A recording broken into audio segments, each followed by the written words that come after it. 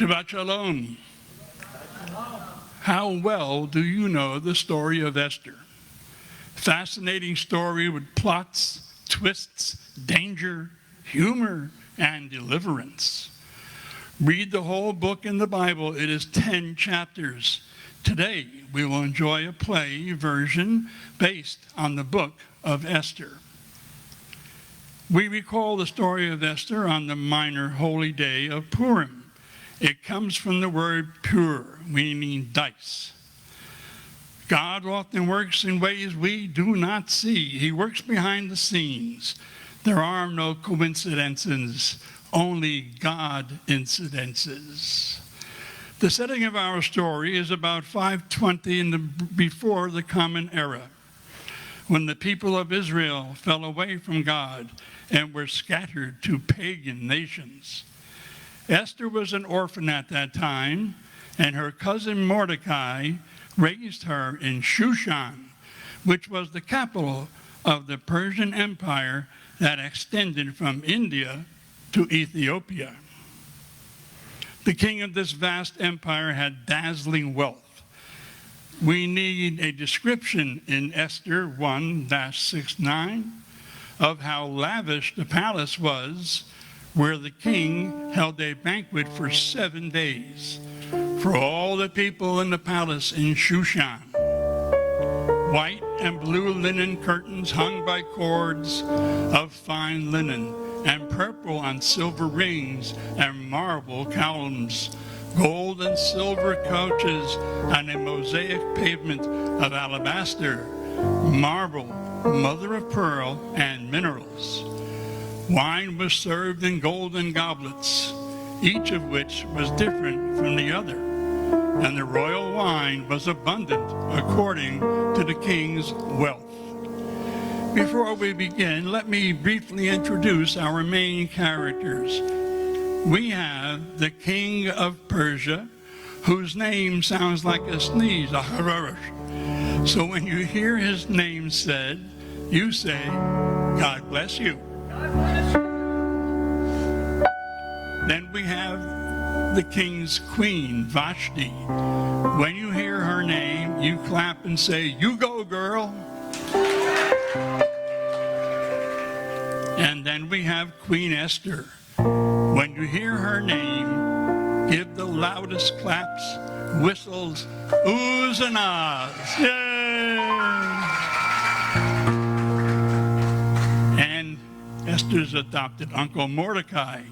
We will say, Morty, Morty, he's our guy. He only bows to Adonai. Good job. And then the heinous Haman.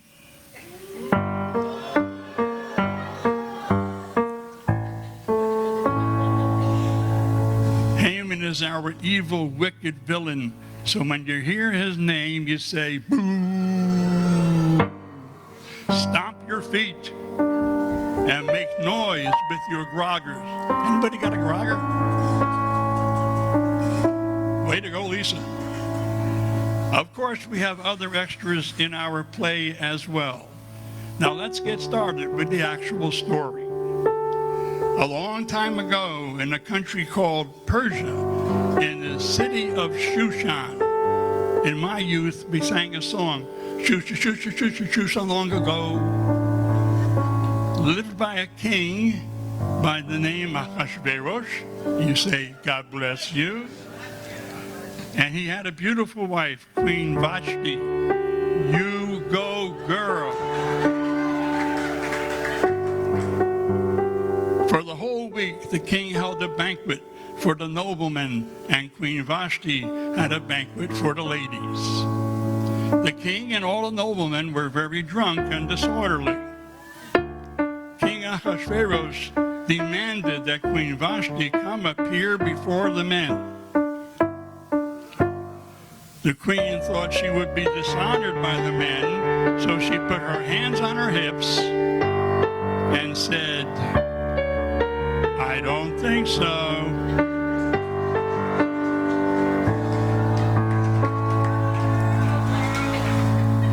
That made King Ahasuerus furious.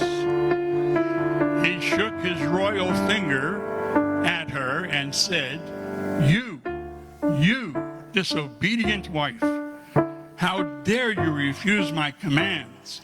You are banished from my court, and you are no longer my queen. Vashti told the king,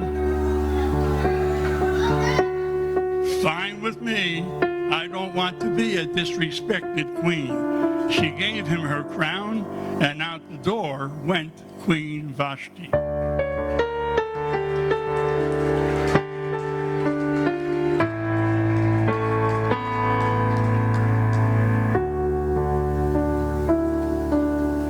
After some time, the king Ahasuerus and his servants decided that a search be made on the king's behalf for beautiful young maidens.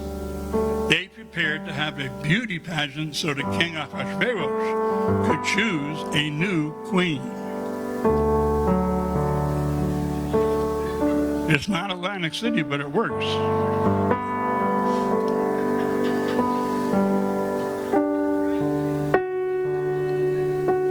Word spread all through the kingdom, and all the girls wanted the chance to marry the king of Persia, King Ahasuerus. This news also came to the attention of a godly Jew living in Persia whose name was Mordecai.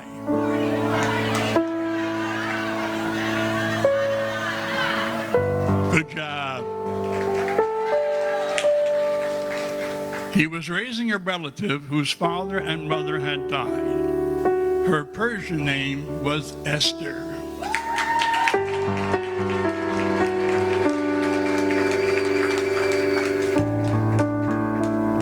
She was a kind, obedient, beautiful girl who loved the God of Israel. Mordecai had many talks with Esther, and he told her not to tell anyone she was Jewish.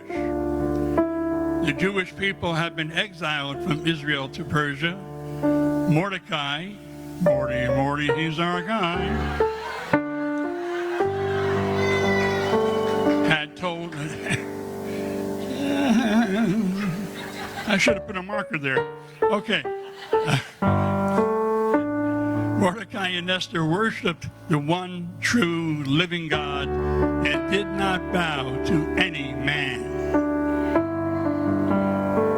Our sweet and lovely adopted girl Esther was taken to the palace with many other girls.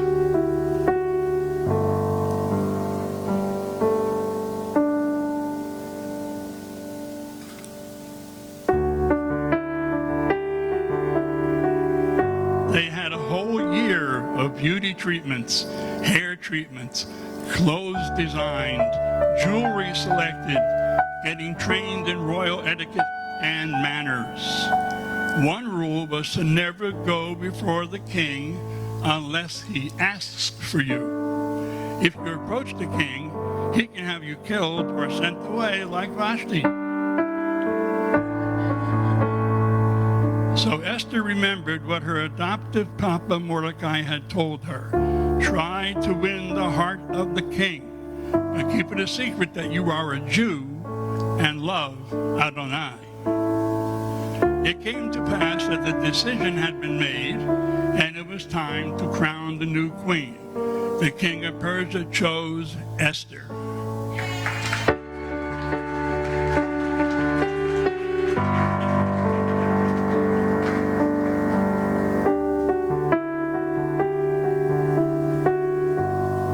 Esther kneels to be crowned and walks on the arm of the king Ahasuerus while the crowd cheers.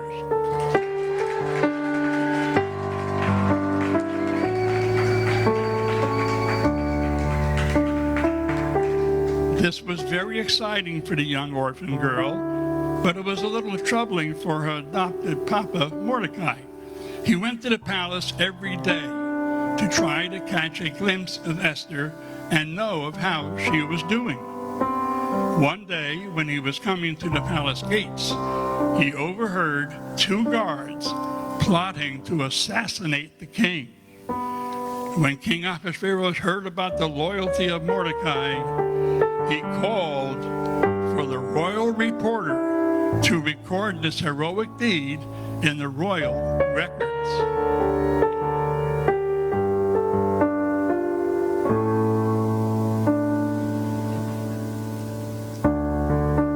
This story of how the king was saved from being murdered by his own guards, by the wise and godly Jew Mordecai,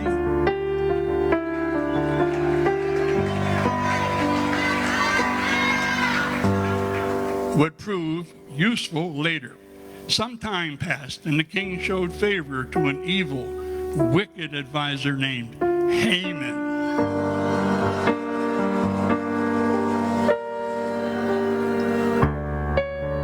The king honored Haman above all the other noblemen. Yes, all the noblemen bowed to honor Haman whenever he walked by. They treated him like he was a god. But one man was different from all the rest. He was Jewish, and a true Jew would not bow down to a man, since he would only bow to Adonai. This man's name was Mordecai.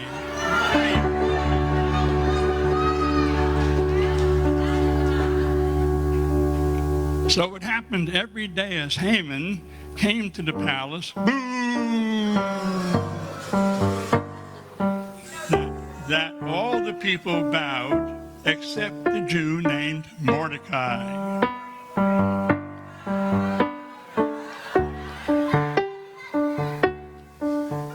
Oh, this made Haman so mad. Haman not only wanted to kill Mordecai, but he wanted to kill all the Jewish people throughout the lands of King Ahasuerus. So Haman tricked the king by telling him that this people group, the Jews, were different from the Persians. They were disloyal. King Ahasuerus didn't realize the evil intent of Haman, and so the king signed the royal decree that these people must be destroyed.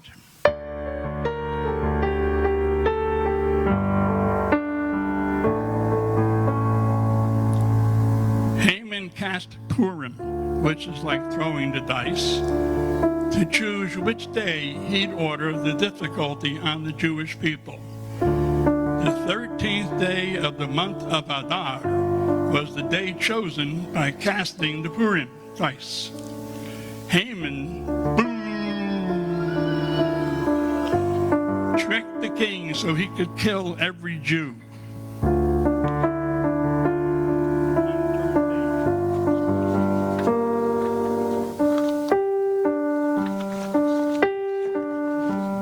The king's decree sent throughout the land, and the news spread until it reached every man.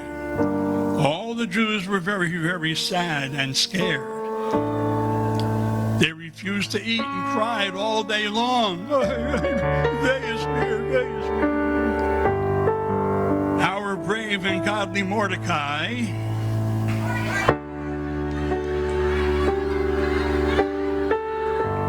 sent the word to Queen Esther in the palace and said to Esther that if you remain silent at this time, relief and deliverance will arise for the Jews from another place, but you and your father's house will perish. Mordecai pointed out to Esther, who knows whether you have attained royal status for such a time as this. Esther replied, if I perish, I perish. Esther asked Mordecai to bring the word to the Jews to fast and pray for her for 3 days. Swallowing her fear, she entered the king's chambers, and the king said, did I call for her? I don't think I did. But the king was not angry. In fact, he was pleased and extended the scepter. Esther touched the top of the scepter. Then the king said to her, what is it, Queen Esther? Whatever you request, even as much as half of the kingdom, it will be given to you. Esther asked for a party with the king and his advisor, Haman. Boom! The party was a smashing success, so the king offered her a new request. Esther asked for another party with the king and Haman.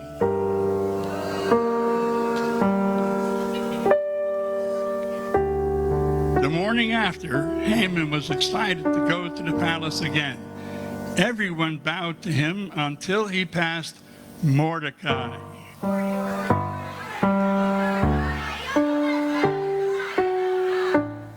Good job. It made him so very angry that Mordecai did not bow before him. Haman complained to his wife, to his friends, and to all. Haman was a man honored by the king, and he was going to the queen's party that very evening. Haman's hatred grew and grew until all he could think of was Mordecai.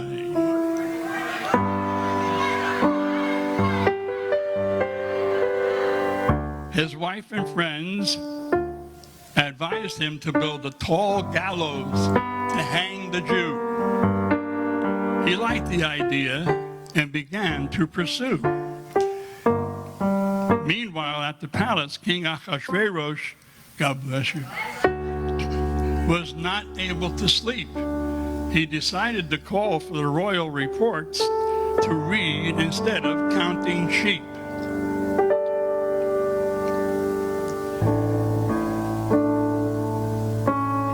Soon he read how the loyal, kind Mordecai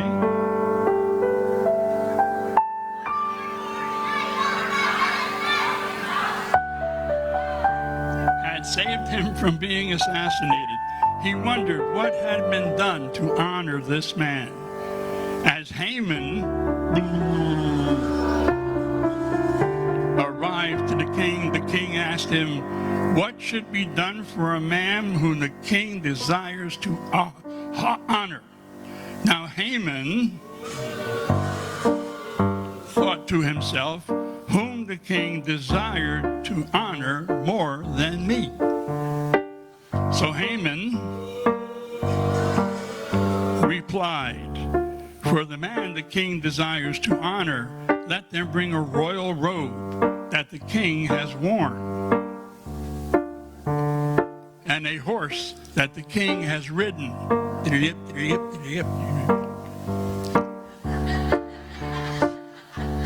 Good horsey. "And let a nobleman proclaim, 'This is what is done for a man the king desires to honor,' and parade him through the city street." The king said to Haman, "Go quickly and do so for the Jew Mordecai."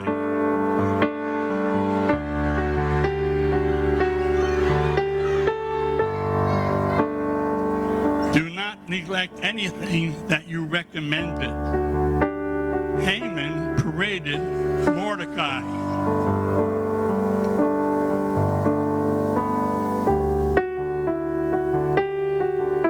Later that night, it was time for party number 2.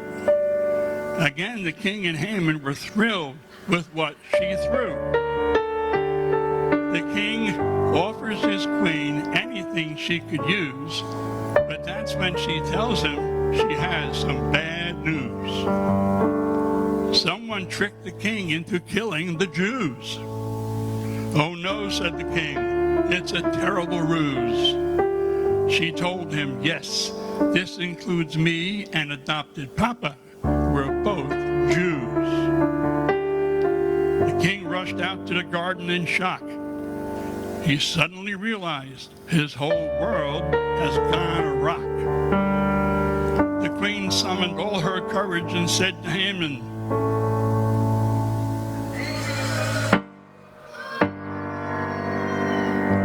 "You wicked, evil, vile man, I've told the king about your plan to destroy all the Jews, including me.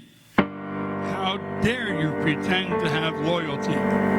Then he panicked. What could he do? He clung to the queen. He didn't have a clue. Just that moment, as the king felt burned, he went back inside. the king had returned. He saw Haman all over Esther and realized he'd messed with her. So he roared, "How dare you threaten Queen Esther? I sentence you now to the gallows you built, and not a drop of Jewish blood will be spilt."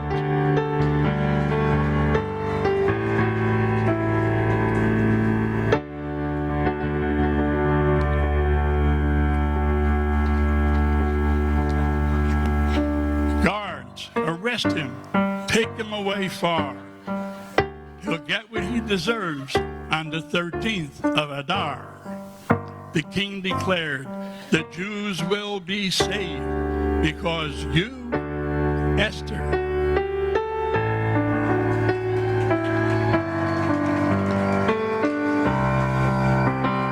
were brave. They'll remember where your faith was at and eat these cookies that look like Haman's hat." So now on the holiday of Purim, we tell the story, dance and sing. We give gifts to the poor and to friends we bring. And no matter how others may plot and scheme, the Jewish people live on to help fulfill God's dream. The blessed Messiah Yeshua, through the Jewish line, would come.